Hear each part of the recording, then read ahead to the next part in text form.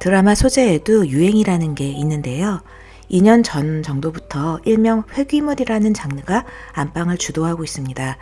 단순히 타임슬립을 하는 게 아니라 한 사람이 억울하게 죽었는데 자신의 인생이 틀어졌던 어느 시절로 돌아가서 다시 살아간다는 설정인데요.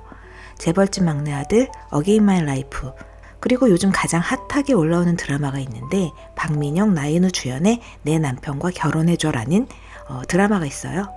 여기 박민영 배우가 연기하는 강지원이라는 주인공이 정말 착하고 주변 사람에게 헌신하고 배려하는 캐릭터예요. 딱 에코이스트인데요. 그래서 오늘 내 남편과 결혼해줘야 나오는 에코이스트 주인공과 그녀를 착취하는 나르시시스트 남편과 친구에 대한 이야기 해보려고 합니다. 동명의 웹툰을 원작으로 하는 내 남편과 결혼해줘는 찌질하고 이기적인 남편과 어렸을 적부터 악의적인 이용만 하던 친구 수민에게 배신당하고 살해까지 당한 지원이 깨어나 보니 10년 전 2013년으로 돌아와 있게 된다는 설정이에요.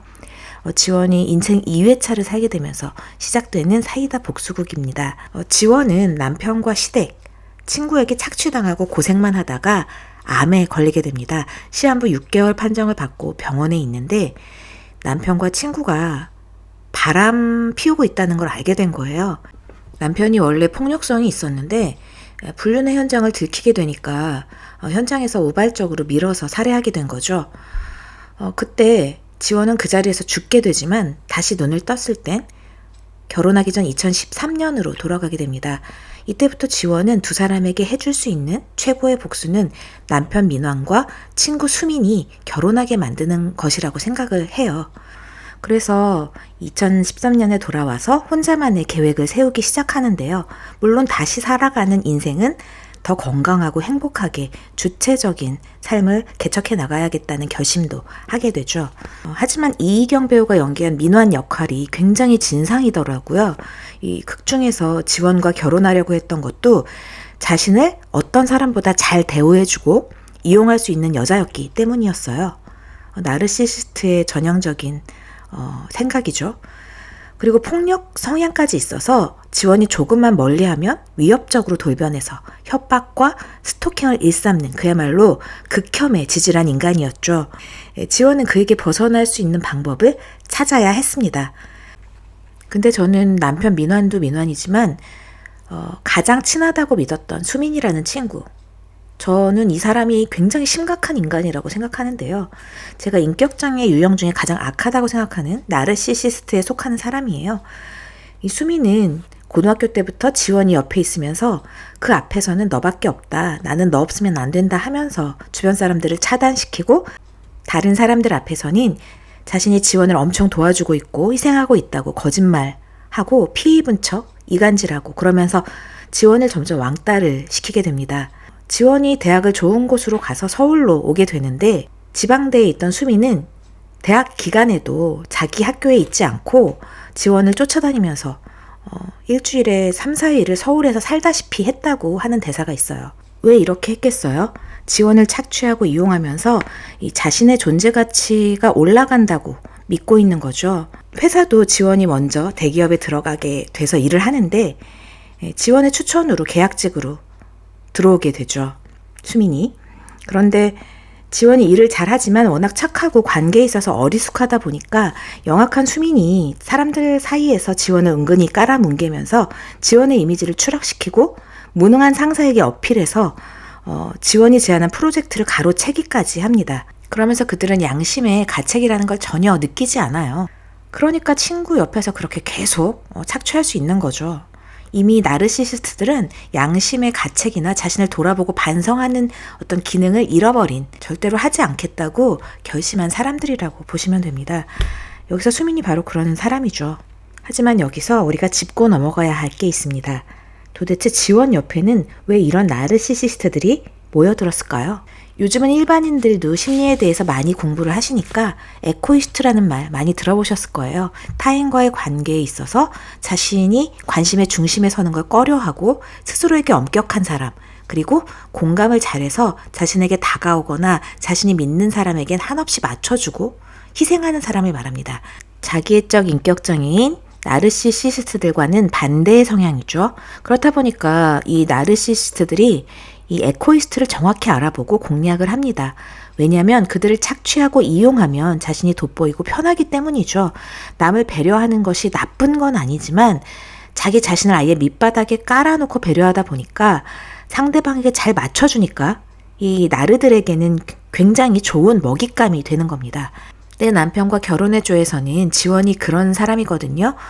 엄마가 어려서 집을 나가고 아빠가 애지중지 키우셨지만 일찍 돌아가신 거예요. 지원이 그런 사람이 된 배경에는 부모님, 가족이 없어서 더 그 관계에서 떠나지 못하는 것도 있었던 거죠. 수민이가 이상하다는 걸 몰랐을까요?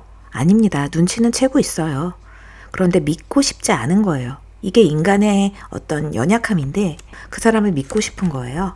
이 나르시시스트 친구 수민이 지원의 모든 것을 가로막고 있으니까 다른 관계를 만들 수도 없고 자신감도 떨어지고 무엇보다 수민이조차 떠나면 자기 옆에 아무도 남지 않는다는 두려움이 컸던 거죠. 그래서 자기가 죽을 때까지 이 친구의 민낯을 보는 걸 회피한 것이 더 큰 문제였을 겁니다. 가스라이팅이라는 책이 있는데 거기에 이런 글이 있습니다. 가스라이터들은 당신이 한 말로 당신을 공격하고 계략을 짜고 대놓고 거짓말을 하고 당신의 욕구를 부정하고 과도한 권력을 휘두르고 당신에게 대안적 사실을 주입하고 가족과 친구들이 당신에게 등을 돌리게 만든다. 단지 당신이 괴로워하는 것을 지켜보고 자신의 권력을 강화하고 당신이 그에게 더 의존하게 만들기 위해서, 그리고 이용 가치가 있다고 생각하는 사람, 그러니까 에코이스트들의 약점을 찾아내서 집요하게 유대감을 맺고 유지하면서 원하는 것을 손에 넣습니다. 그래서 이 에코이스트가 나르시시스트에게 벗어나는 것이 쉽지가 않은데요. 이용하던 사람이 더 이상 쓸모없게 느껴질 때, 완전히 추락했을 때, 그때는 다른 희생자를 찾게 되지만 그런 경우 외에는 그들의 손아귀에서 벗어나는 것이 굉장히 어렵습니다. 왜 그럴까요? 흔히들 나르시시스트들은 공감 능력이 없다고 생각하지만 실제적으로 그들은 약탈 행위를 성공시키는데 공감 능력을 악용할 줄 아는 사람들이라서 그렇습니다. 이용 가치가 있는 사람들을 절대로 놓아주지 않으면서 옆에 두고 계속 가스라이팅 해야 되니까요. 그들은 타인이 고통을 느끼는 원인을 매우 정확히 이해하며 희생자가 느끼는 감정을 꿰뚫어 봅니다. 그 능력을 이용해서 희생자를 통제하고 조정하는 거죠. 그러니까 결국 이 사람들은 공감 능력이 없는 게 아니라 선택적으로 공감하고 그 공감 능력을 통해서 상대가 더 고통받을 수 있게 하려는 것이 목적이라는 겁니다. 그것이 자신에게 쾌락을 주기 때문이죠. 이런 나르시시스트들을 악으로 규정하는 건 그들이 쾌락을 위해서 자신의 양심을 버리고 악을 선택한다는 데 있습니다. 나르시시즘 그 판도라의 상자를 열다라는 책이 있는데요. 짐 와일더 박사가 쓴 책인데 모든 선택은 자신의 쾌락을 위해 한다는 겁니다. 그들은 뇌에서 우리의 고통을 너의 고통으로 정하고 그들의 시스템으로 너의 고통은 나의 이익으로 치환해버린다는 거죠. 이 책에서는 이런 사람들을 약탈자라고 표현을 하는데요. 사랑, 두려움, 죄책감, 후회가 없으며 남들의 고통에 조금도 심리적 동요가 없는 사람을 말하고 있습니다.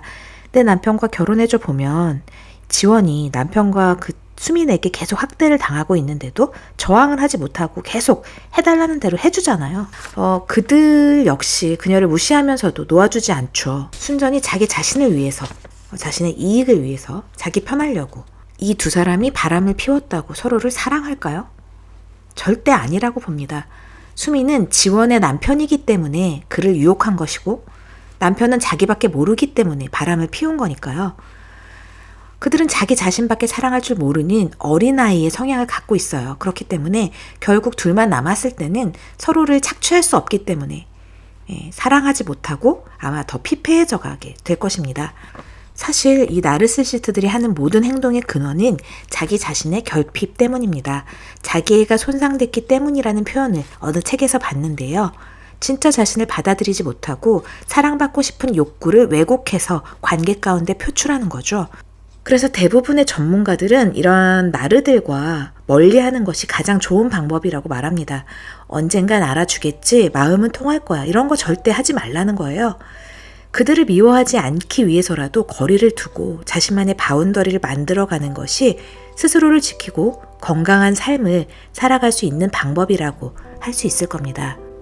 하지만 그게 어렵다면 자신의 감정과 기분을 솔직하게 말할 수 있어야 하고 건강한 대화의 방식을 익혀서 그들에게 단호하게 그들과 동등한 자세로 대화하고 소통할 수 있어야 한다고 전문가들은 말합니다. 오늘 드라마 얘기로 나르시스트와 에코이스트 정리해 봤는데요. 다음엔 좀 더 재밌는 이야기 가져와서 나눠보겠습니다. 지금까지 크리스천 인사이트에서 전해드렸습니다. 감사합니다.